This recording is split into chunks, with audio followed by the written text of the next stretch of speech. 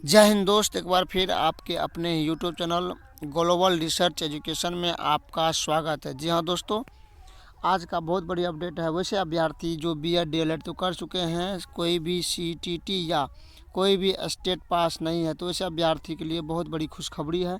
आप लोग इस पेपर कटिंग के माध्यम से देख सकते हैं। ये पेपर कटिंग है दैनिक भास्कर का, जो डेट 14/12/2023 के डेट में आया हुआ है। बिहार विद्यालय परीक्षा समिति 2024 में जो है पटना के द्वारा ये निर्गत है। आप लोग इसमें देख सकते हैं किस प्रकार का जो है ये अपडेट है। इसमें कहा गया है कि माध्यमिक शिक्षा पात्रता परीक्षा 2023-24 के आयोजन में शामिल होने वाले अभ्यर्थी के लिए जो है महत्वपूर्ण सूचना है। क्या सूचना है? इच्छुक अभ्यर्थी के लिए जो है बहुत बड़ी अवसर की बात कह दिया गया है। तो बात भी सही है कि ये एक प्रकार का अवसर ही कहा जाए। आप लोग इसमें शुरू से अंत तक बने रहिएगा ताकि आपको इसमें सारे इन्फॉर्मेशन मैं बता सकूं। सबसे पहले आप लोग देख सकते हैं, इसमें कहा कि एतत् द्वारा माध्यमिक शिक्षक पात्रता परीक्षा एसटीटी 2024 में शामिल होने वाले अभ्यर्थियों एवं सभी संबंधियों से कह रहा है। इसमें सूचित किया जाता है कि निवेदन के माध्यमिक शिक्षा विभाग बिहार पटना के पत्रांक 9 के माध्यमिक शिक्षा विद्यालय परीक्षा 2004/2023 B94 दिनांक 6/12/2023 के द्वारा प्राप्त निर्देश के आर्तांक में माध्यमिक कक्षाओं के लिए निर्धारित पाठ्यक्रम के अनुसार पेपर 1 माध्यमिक तहत आने वाले विषय तथा उच्च माध्यमिक कक्षाओं के लिए निर्धारित पाठ्यक्रम के अनुसार पेपर 2 उच्च माध्यमिक के राहत में आने वाले विषय के लिए माध्यमिक शिक्षा पात्रता परीक्षा एसटीटी 2024 का आयोजन किया जाना है। विस्तृत जानकारी कर रहा है। यहाँ पे संरचना क्या है? पात्रता परीक्षा जो है कि प्रश्न बहुविकल्पीय होगा, नहीं ऑब्जेक्टिव रहेगा।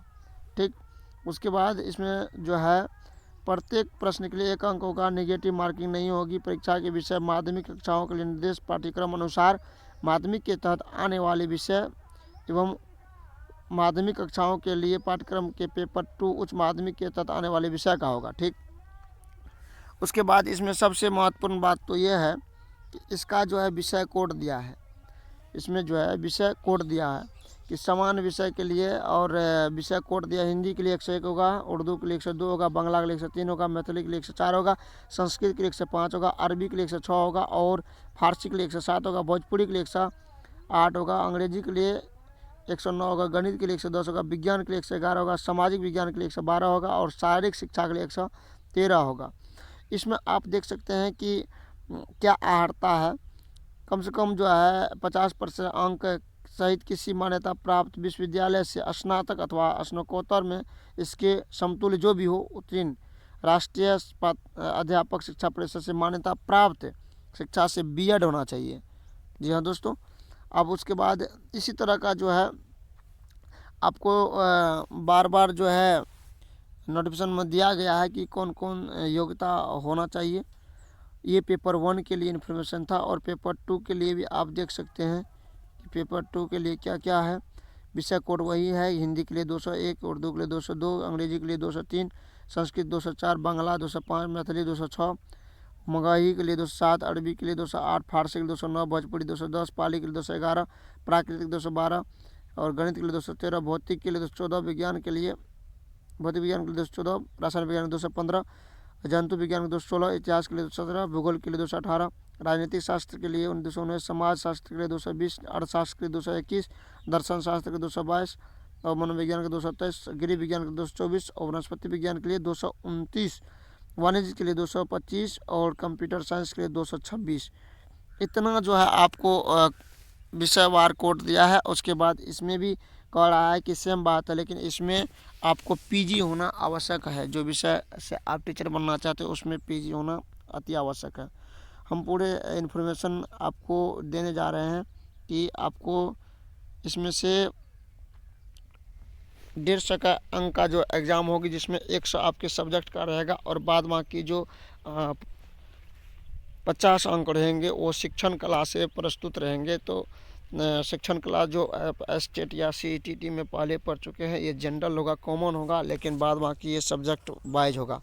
उसके बाद मैं बता दूं कि आपको सबसे जो अहम बात है कि इसमें जो रखा गया है अर्हता पासिंग मार्क, वो पासिंग मार्क कितना है ये देख लीजिए। सामान्य के लिए 50% है, पिछड़ा वर्ग के लिए 45.5 है और अत्यंत पिछड़ा वर्ग के लिए 42.5 है। अनुसूचित जाति जनजाति के लिए 40% है, दिव्यांग के लिए 40 और महिला के लिए भी 40% है। उसके बाद आप उम्र के अनुसार देखा जाए तो 1/6/2024 को अर्थात 1/6/2024 को अधिकतम आयु सीमा जो है आपको अनारक्षित वर्ग के लिए पुरुष के लिए 37 वर्ष, अनारक्षित महिला के लिए 40, पिछड़ा वर्ग की महिला या पुरुष के लिए 40 वर्ष, अति पिछड़ा वर्ग महिला या पुरुष के लिए 40 वर्ष, अनुसूचित जाति जनजाति के लिए 42 वर्ष और SC/ST जो आते हैं वो उसके लिए भी 42 वर्ष होना बहुत ज़रूरी है।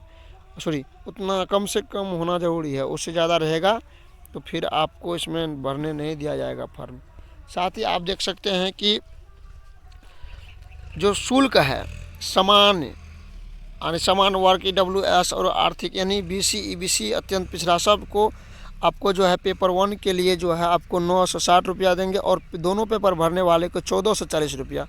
उसी तरह SC/ST के लिए पेपर 1 के लिए 760 रुपया और पेपर 2 के लिए 1140 टका आपने देख लिया। और इसमें कह रहा है कि एग्ज़ाम जो है CBT होगा, यानी CBT कहने का मतलब हो गया कि ये कंप्यूटर बेस होगा, ठीक, ऑनलाइन होगा और इसमें सारा इन्फॉर्मेशन दिया हुआ, नॉर्मलाइजेशन का सिस्टम दिया गया है, इस तरह से प्रक्रिया और घोषणा पत्र भी दिया गया है। किस तरह से इसका जो है फॉर्म भरेंगे वो भी इन्फॉर्मेशन दिया गया है।